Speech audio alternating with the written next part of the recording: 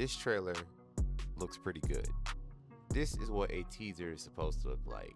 Now, from my experience, I've seen a lot of teasers that draw out way too long and reveal too much of the plot.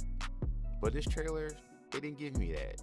It didn't reveal too much. It showed us what characters that were already revealed that's already going to be in the movie, from Superman, Lois Lane, Jimmy Olsen, Lex Luthor, Hawkgirl, Mr. Terrific, and Metamorpho. Now, for a second there, I thought Metamorpho was going to be the Martian Manhunter, but you look real closely, it is Metamorpho. Sorry guys, we will probably have to wait a little longer before we get a live action movie introduction of the Martian Manhunter. But let's just be patient. We are getting a more traditional Superman. Now, don't get me wrong, I love Henry Cavill's Superman. Please don't get me wrong. Everyone around me feels that Henry Cavill's Superman was more mopey and brooding like Batman was, but Henry Cavill's version was supposed to go through the journey of becoming the Superman that we all know and love. And I did not mind seeing that journey from Zack Snyder's perspective. But we all know what happened with that. He was robbed and he was done dirty by Warner Brothers. I still stand by that Henry Cavill deserves better. They could at least give him a proper send-off. That's all I'm saying. Now, for what I'm seeing in the trailer, it looks very colorful. You know, like this may be like a brighter DCU from the previous DCEU. And that's another thing I don't mind. Just as long as, and I pray to God, that while a action scene is going on, in mid-flight, Superman stops, turns at the camera, and says an inappropriate joke. Or any joke for that matter. I never left a movie theater before, but if that happens, I will leave. No questions asked. Now, it's no secret in my previous videos for years now, I've been dragging James Gunn in the mud.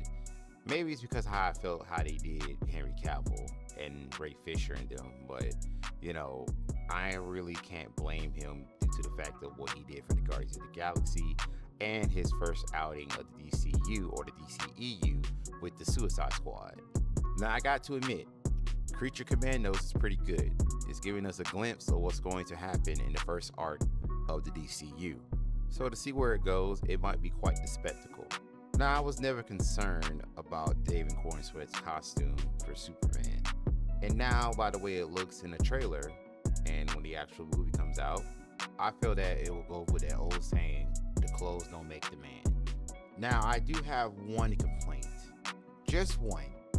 And that's Nathan Fillion's Green Lantern, Guy Gardner. I know what they're trying to do with comic accuracy, but Nathan Fillion is about to be in his 40s, or already in his 40s or whatnot, and he's rocking a mop top like Gohan from Dragon Ball Z, Uncle Fester from the Addams Family Values. I don't know, it really bothers me. I don't know, I can't put my finger on it. Maybe it's a bad angle to where it could make or break a photo. I know because my wife tells me all the time. Like I said, I think this is the only thing that bothers me in this trailer is Nathan Fillion's Guy Gardner. I don't know, maybe once I see it in action, maybe my opinions will change. But as of right now, they are straight clowning this guy on social media. Now, lastly, what I want to talk about is the film details. Now, I'm going to quickly go over them so I won't take too much of your time. Now, first up, we will see Superman in a much more grounded environment than his past comic book counterparts. It's taken from other things like Game of Thrones, where it's a universe where superheroes actually exist. So this could possibly mean that James Gunn is taking inspiration of Game of Thrones and putting it into a Superman project, much like the Wonder Woman prequel, Paradise Lost. Number 2, so David Corenswet influenced the decision to wear trunks. Superman wants the kids not to be afraid of him. He is an alien with incredible powers, so he dresses like a professional wrestler. I don't know, given what we've seen with the Vince McMahon documentary, I don't think kids these days will want to look up to wrestlers. That's just my opinion. Next, and here's an interesting one. James Gunn is feeling the pressure. There is a plan, but if Superman doesn't work, we're not going to just keep making movies. Damn. So if this movie flops, we will not get another standalone Superman film for a very long time. We will probably see him in other movies. The flying action scenes were shot with drones and inspired by Top Gun Maverick. Now, I never seen Top Gun Maverick, but I guarantee you that this sounds pretty neat if they put this detail about the movie. This movie is score driven, not song driven, with nods to John Williams. Moving on to the next one, not aiming to set up the project outside of Peacemaker Season 2. Fuck it. And I guess this was a quote from James Gunn. Number 7. Lois and Clark know each other. I mean, this could have some merit going back to what James Gunn said, this is not an origin story. By the time we get to see this movie, Superman will be already an established hero. Mr. Terrific has a big role in the film. Now, judging by the trailer, I could believe it.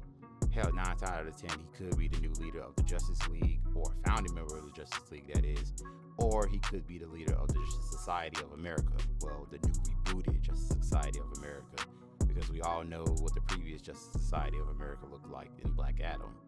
It also states that the movie will start in the middle of the action. So if we won't be seeing the trailer, we could see Superman fighting at Khonshu in the middle of Metropolis. So it's quite possible that this could be the opening scene of the new movie. Lex Luthor already hates Superman. Now, I know from the comics and whatnot of why Lex hates Superman, but James Gunn might take liberties and find like a unique way of why Nicholas Holt's Lex Luthor hates Superman. Or we could just get a traditional reason why Lex hates Superman. But hey, I'm cool with that. And the last detail takes place over a short period. Now, this could mean that the events of the movie cannot be more than a couple of days. Hell, I wouldn't be surprised if this whole thing takes a whole day. Because notice you don't see a lot of night scenes in this movie. So it could be possible that this entire movie could take place in an entire day, minus certain flashbacks. So I hate to disappoint some of my mutuals out there, but this movie sounds pretty good. And I will be going to see it when it comes out July 11th of 2025. Now, hopefully it will not get pushed back due to Warner Brothers trying to step in and say, hey, we need reshoots before this comes out. But that would mean we have to push it back. We don't care. Do what we say or you're fired. I'm sorry, bad skit, but that could possibly happen given the history of the DCEU. Now, what do you guys think? Will y'all go see this movie? Will y'all pass on it? Or will y'all go see it and be disappointed all the way? Let me know in the comments. That's all for today. Thank you guys for watching. Don't forget to like, subscribe, and share. And happy holidays.